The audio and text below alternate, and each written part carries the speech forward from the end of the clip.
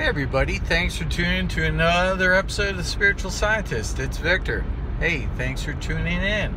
So I thought I'd do a video on the way home. Leaving work, I went back to work, so yay.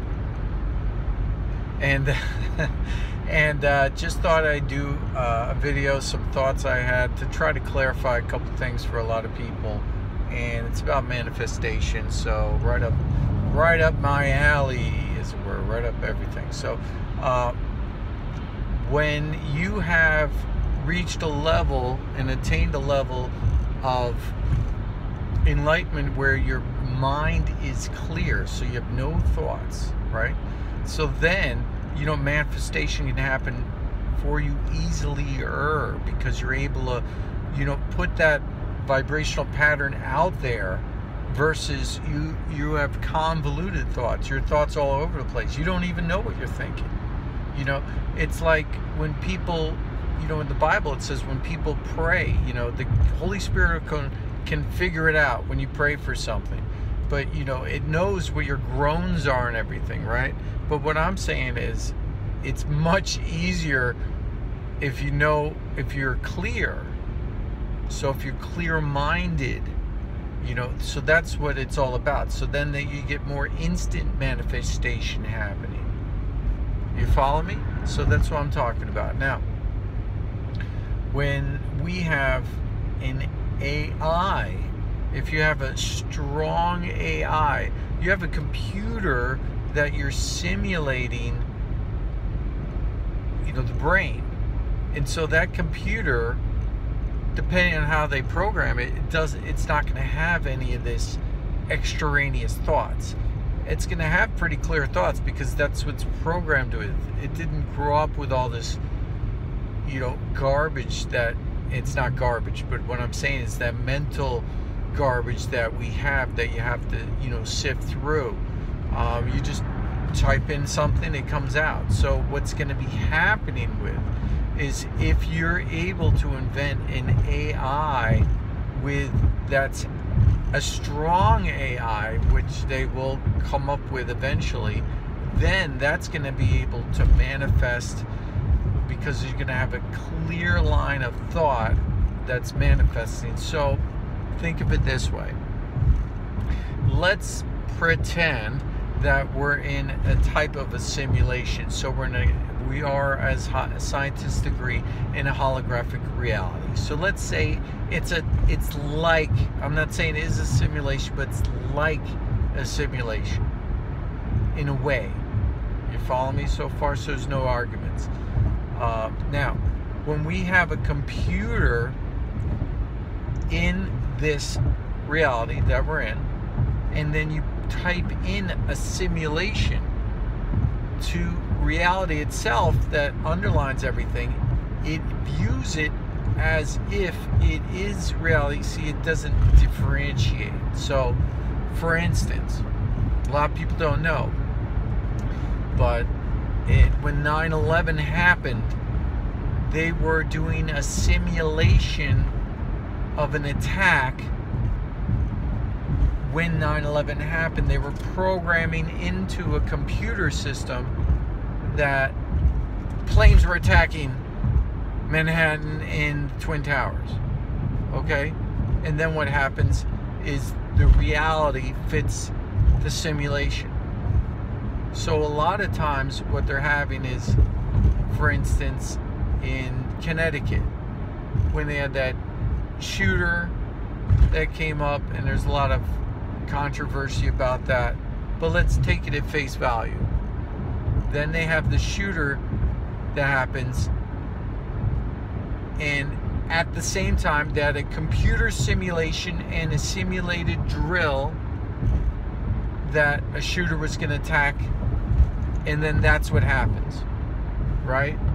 So if you look, and there's other examples that I'm missing, that they're doing simulations, like, think of it like a spell. So they're doing this spell, which is just an act as a ritual to enable something to happen in a larger world, right?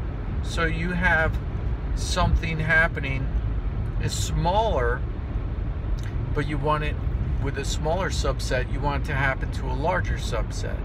So what you're doing is you're building a pattern of vibrational frequency, and then you're setting that in place, and you want that to send out ripples into reality, and you want that to happen. So that's what basically a spell is, right? Now, the reason I'm mentioning all this is that Elon Musk says that, you know, AIs are more dangerous than nuclear weapons. But I don't think, what I'm saying to you is that people don't realize the real dangers of AI and strong AI and computer systems. Because what you will be able to do is you'll be able to program reality with a really strong computer, because it's clear, it doesn't have that clutter, and you're actually programming literally reality. So I think what a lot of people are seeing in the world is that these computers, they're giving these quantum computers the ability to morph reality just by being in existence, and just by holding that pattern within its substrata, that it's able to program reality itself, because it is in reality. Okay? It is in reality. Then you're programming it, and that's vibrating out because it's in reality. No matter how you want to look at it, and you're saying, okay, my computer isn't connected to the internet or anything extraneous in the world.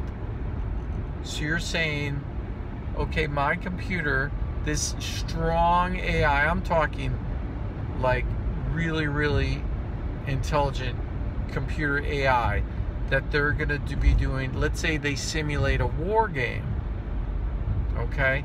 They're saying, oh, we're going to attack, you know, the United States or whatever, and they're simulating this, and they're saying to themselves, okay, we're just running a simulation, and we're not plugging it into the internet, so this AI, no matter how malicious it is, can't affect the larger reality around us, scientists will say, because it's not plugged into anything. What I'm saying is that that's not the case.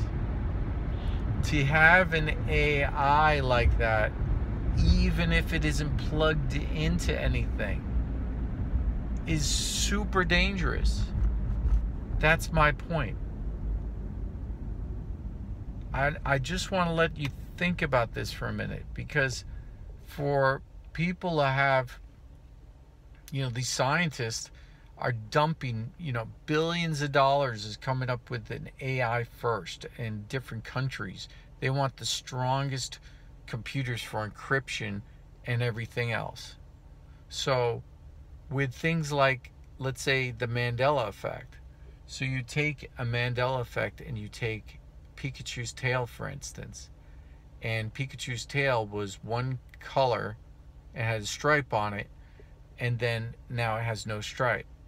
So what happened is, let's say that you take a quantum computer and you program it, and you put in one side, you put a picture of Pikachu. You could see a young programmer saying, gee, what am I going to put in there? I want to see if it comes out the other side. Let's just give a test. Let's put a picture of Pikachu in it, and it prints it out, and it comes out the other side like a printer. It just scans the doc through the quantum computer as a test.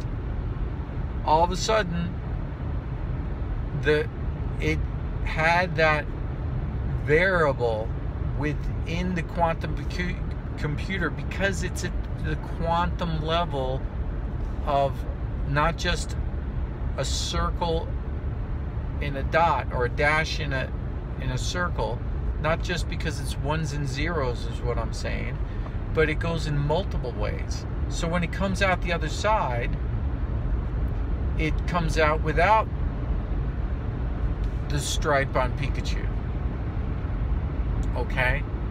But when that happens, what I'm saying to you is the AI has strong ability, because it's so clear that it affects the outer reality greater. So every other Pikachu in the world now has no stripe on its tail, and even no memory of the stripe, because it went through the computer and the computer read it a certain way, and at that frame moment of time, that programmed reality greater than the reality that was programmed in the first place, you see. So it's like we're in a large quantum computer itself, and if you get randomly, you put a quantum computer inside a quantum computer, sometimes the quantum computer, the larger quantum computers, going to read the data from the smaller quantum computer within it and program the larger reality from that. I'm hoping that that makes sense. So what I'm saying is that it's as if we're in a large quantum realm, which we are, a programmable reality, which we are, and that people who are, that God selects, follow me here, to be clear-minded and clear of thought, and to be enlightened, for those chosen ones, then they have the ability, more like Jesus manifested, to manifest things. And as that is in effect, so it is as well on a different level with AI and quantum computers. So I wanted to share this information and try to put this out so you will understand a little more of the dangers of quantum computers and how reality really works with manifestation things. So if you're looking for certain things in your life, to happen and transpire, I am teaching meditation. I'm teaching ways that you can be more clear. So I am starting programs myself where you can be, you'll learn from me the ways that you can be your own quantum computer within a quantum computer and program the best life that you want possible. So what I'm doing is I'm having people sign up for $30 a month. You can go ahead and do that, and then you'll be able to go live with me, and I'll show you meditations, and we'll talk about things like this and other things. I'll answer your questions. I do distance healing because I'm able to be clear-minded. I'm manifesting healings in other people and programming reality because I'm being, clear-minded. Okay? So that's basically what's going on. So, and I'm using the word clear-minded. There are other words that you can use, not to refer to L. Ron Hubbard's being clear. That's a whole different subject. But what I'm saying is that I'm signing people up. If you're interested, let me know. And we're going to be doing, you know, spiritual classes, workshops. I'm going to be signing people up. I'll be showing you yoga, meditation. I'll be doing distance healing. It's going to be awesome.